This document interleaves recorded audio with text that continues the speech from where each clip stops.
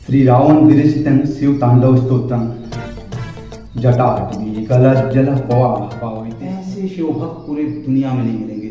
शिव का नाम लेकर यहाँ के आदिवासी आग पे चल जाते हैं। उनकी महिलाएं पत्थर पे सिर पटक देती हैं और सिर कुछ नहीं होता है, दूसरा कोई नहीं कर पाएगा। ये भक्ति है उनकी।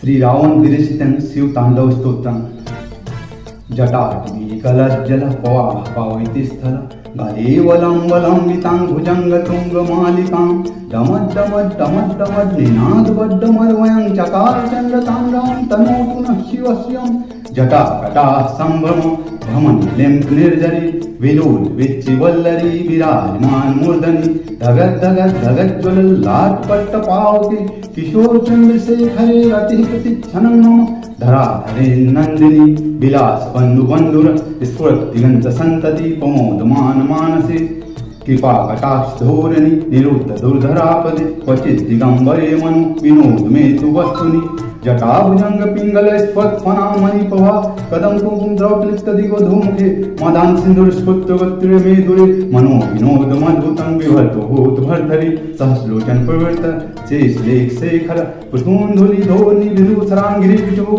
भुजंग राजमालया निबद्ध जाट जूटक श्री चिराय जायतां चकोर बंधु शेखर ललाट चत्वर जलद धनंजय स्फुलिंगा निपीत पंच सायकं नमन्निलिंप नायकं सुधामयोक्लेखया विराजमान शेखरं महाकपालि संपदे शिरोजटालमस्तु न कराल भाल पट्टिका धगत धगत धगत ज्वलत धनंजयाहुति कित प्रचंड पंच सायके धराधरि नंदिनी कुचाल चित्र पत्र का प्रकल्प शिल्पनि त्रिलोचने रति मर्म नवीन मेघ मंडले निरुद्ध दुर्धर्स्फुट कुहो निशित नीलमः पवंद बद्ध कंदर निलिप निर्झरि धर स्नोतुकिते सिंधुर कलानिधान बंधुर श्रृंग जगत धुनंद्र प्रफुल्ल नील पंकज पपंच कालिं प्रभावलंबि कंठ कंदली रुचि पवद्द कंदरम स्मरच्छिदं पुरच्छिदं भवच्छिदं मकच्छिदं गजच्छिदं दकच्छिदं तमन्तकच्छिदं भजे अखर सर्वमंगला कला कदम बंजरी रक्वा माधुरी विजृंभणे मधुप्तम स्मरांतकं पुरांतकं भवांतकं मखांतकं गजांतकांतकांतकं तमंतकांतकं भजे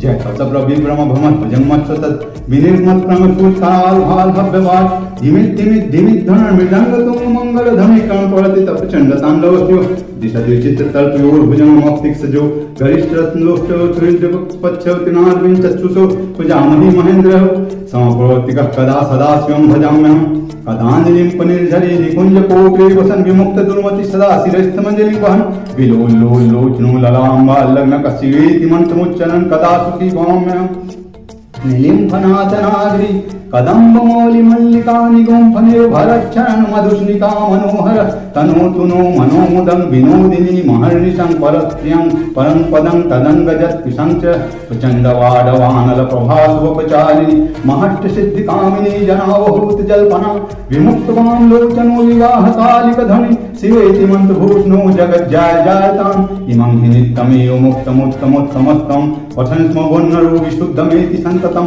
हरे गुरोश भक्तिमाशु याति नथागति विमोहनं हि देहिनं सुशंकरचिन्तनं हरे गुरोश भक्तिमाशु याति नथागति विमोहनं हि देहिनं सुशंकरचिन्तनं। श्री राम शिव तांडव स्तोत्रम। हर हर महादेव। नमस्कार बंधुओं, जब भी श्रावण आता है आपका ध्यान बाबा बैद्यनाथ पे टिक जाता होगा। कम से कम झारखंड के बारे में सोचो। वास्तव में उचित भी है, क्योंकि कैलाश से रावण शिव को ले जा रहे थे श्रीलंका और ईश्वर की इच्छा थी नहीं वहां जाने की, और माया के खेल में वो रह गए देवघर में, जिसे बाबा बैद्यनाथ कहा जाता है।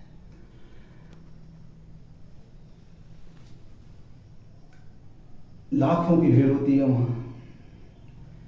तो रावणेश्वर के बारे में बहुत चर्चा करने की आवश्यकता नहीं, सभी जानते हैं। परंतु आज मैं दो ऐसी चीजें आपको बताऊंगा, इसी झारखंड में है, लेकिन लोग उधर ध्यान ही नहीं देते। क्या? झारखंड के गुमला जिले के पास एक प्राचीन शिव मंदिर है टांगीनाथ। टांगी यानी परशु, टांगी यानी परशु। हालांकि वहां परशु यानी टांगी तो दिखता नहीं है, पर एक खड्ग है बहुत प्राचीन, और एक त्रिशूल है, विशाल का त्रिशूल और खड्ग, जो बताया जाता है कि परशुराम के द्वारा स्थापित किया हुआ है। यानी और सबसे बड़ी चीज है, उसमें कोई जंग नहीं लगा है, रस्ट फ्री है, आयरन का है, स्टील का, लेकिन रस्ट फ्री आयरन है। ये एक बहुत बड़ी बात है, क्योंकि जब भी रस्ट फ्री आयरन की बात होती है वर्ल्ड वाइड, यहाँ नहीं पूरी दुनिया में, तो तुरंत ध्यान हो जाता है, किधर आ जाता है, महरौली के लौह स्तंभ के बारे में, जिसके बारे में बताया जाता है या तो वो परमार राजाओं की कीर्ति है या सम्राट अशोक की।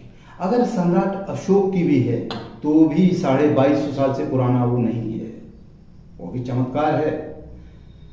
उस समय दुनिया में किसी सभ्यता के पास वैसा लोहे का ढांचा बनाना किसी के पास ये मुमकिन नहीं था, यदि वो भी चमत्कार है। लेकिन उससे भी पुराना, उससे बहुत पुराना परशुराम के समय का माना जाता है टांगीनाथ। क्योंकि झारखंड की चीजें रहस्य में रह जाती हैं, कोई इधर ध्यान नहीं देता है, जंगलों के बीच, पहाड़ियों के बीच, इसलिए ये बात कोई जानता नहीं था। लेकिन सच्चाई है कि एक बहुत प्राचीन लोहे का ढांचा वहां मौजूद है।